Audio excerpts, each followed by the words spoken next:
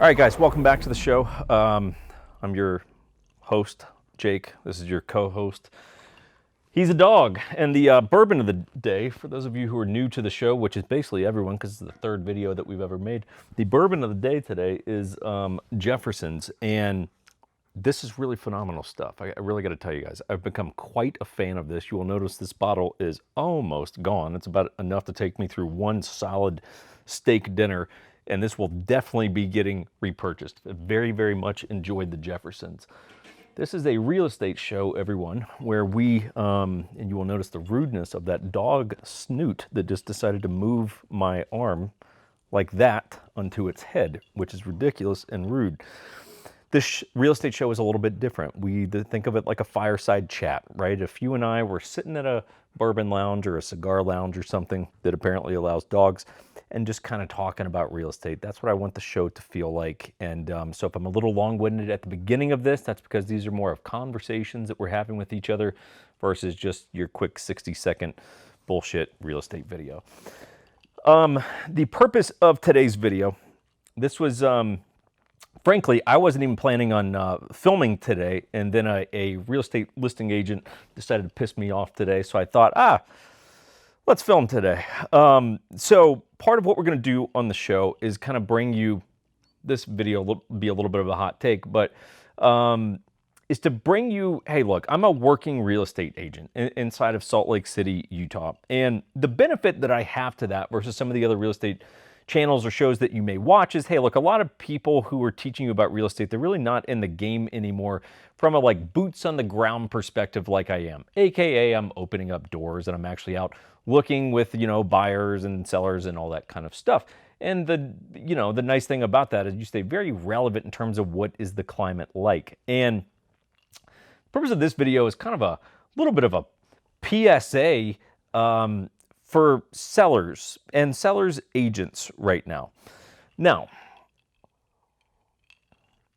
we're going to kind of take you behind the scenes of some like active clients that we're working with. And in case you wonder who are we, 1911 Syndicate is our actual business name in case you ever feel like looking that up.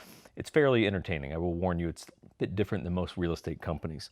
So we had some buyers that we got under contract, and here's how I'm just going to tell you one important piece of the offer, which was that ultimately their counter offer to us was that we had 4 days to do our due diligence period. Now, due diligence period is essentially a fancy way to put your inspection period, okay? So your actual inspection that you're going to do, but any other items that you want to get looked at.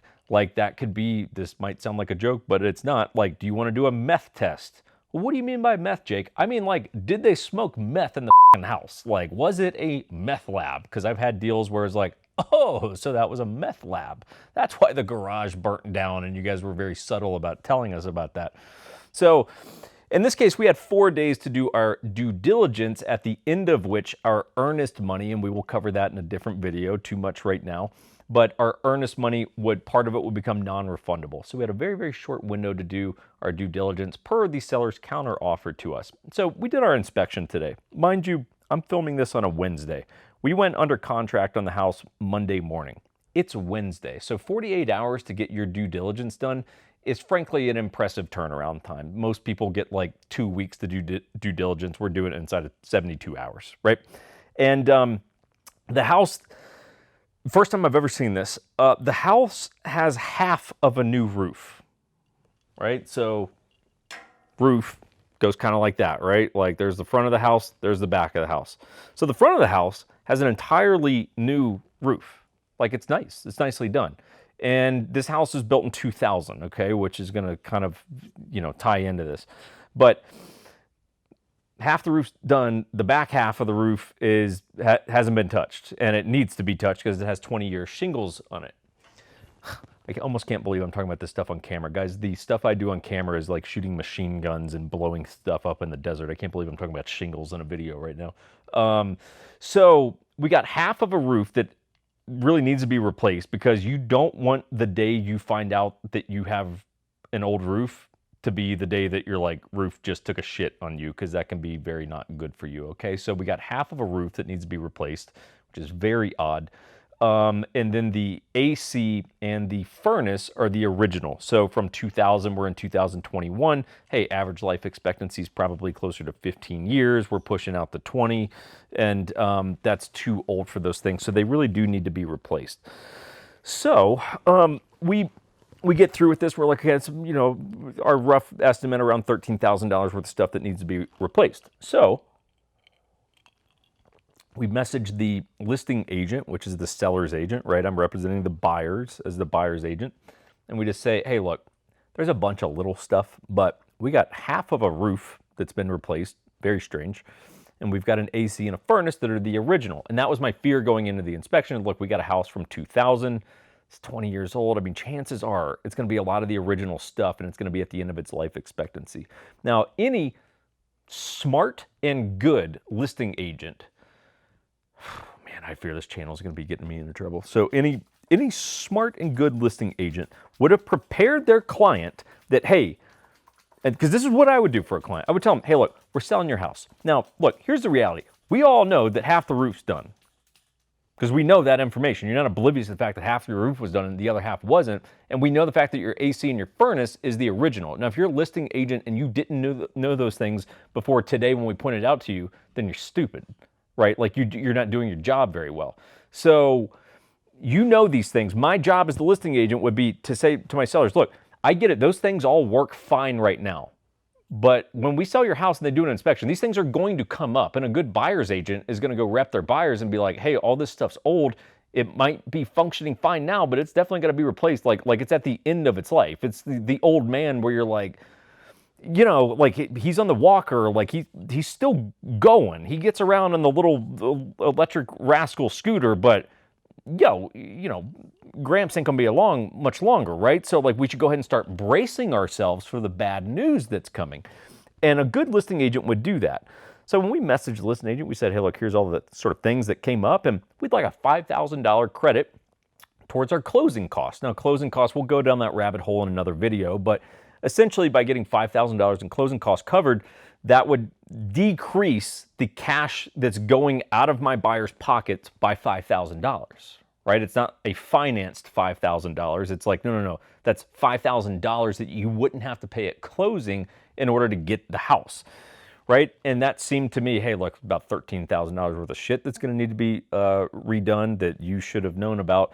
And we're asking for $5,000 credit. That seems like a totally fair ask. Mind you, we went $20,000 over the listing price, guaranteed the price with an appraisal addendum. We'll go down that rabbit hole in another video. And we've agreed to your stupid due diligence deadline that's like 72 hours. And what do? They have the nerve to say to us, like, I can't believe you're asking us. No one's asked us to do repairs in over a year. Now, why is that? Because it's a seller's market, right? And here's kind of my point to the whole video. If you are selling your house, or if you're an agent representing sellers, like, you don't have permission to be an asshole because it's a seller's market. Like, this isn't rocket science. Just because the tides favor you doesn't mean that you get to be an asshole. Like, life doesn't work that way. If things are broken, they must be fixed. It doesn't matter that things favor you right now. So they told us, they're like, I can't believe you're asking us. No one's ever asked us for repairs in a year. I don't give a shit. We're asking you for repairs, right? And if you're, and then they had the nerve to say to us, like, we got 3 other cash offers that, like, we said no to take yours. Don't give a shit.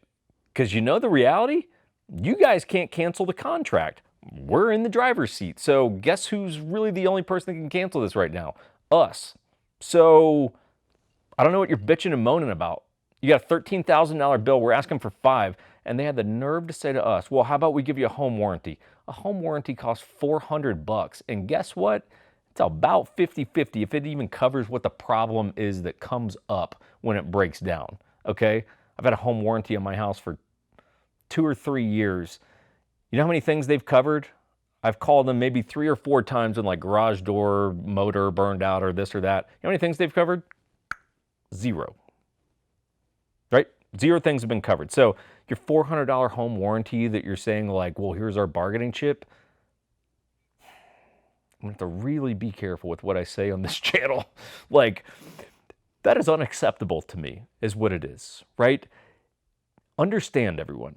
Like, if you are selling your house right now, it does not give you permission to be an asshole, because there's also a thing called karma. There's also a thing called real estate markets. They do this. So right now, while it's a seller's market and you think you can get away with robbery, guess what? It's not always going to be that way, because eventually it's going to favor buyers again. And as someone who represents mostly buyers, that's going to be good for me. And would you like it if I treated you like an asshole when I've got the upper hand? Probably not. So how about we do a little thing called follow the golden rule, called treat others as you want them to treat you. It's been a minute since I've thought about the golden rule. I'm pretty sure that's it though. Right? So guys, look, it's very simple. I have Irish blood, right? And I get a little bit hot. And I may communicate with you guys on this channel that's a little bit more raw than what you're used to hearing, especially from people inside of the real estate industry. But I'm not wrong in what I'm saying, right? And that's going to kind of be the point of this show, is to cut down to like, look, what is the reality? You can like or dislike the tone in which I put it, but my point is accurate, right? There is a golden rule. I don't care that it's a seller's market. I play by the rules of the game right now, but it doesn't mean that there's not still rules. We do live in a thing called society, right? If you're selling your house, understand they should ask you for either repairs or credits based on what things show up in an inspection. That's your PSA for the day. So you guys might have already determined you don't like this channel, but if you've maybe started to go, maybe there's some interesting points here. Maybe this is a little bit of a different communication style in terms of real estate, but maybe they do have some points here.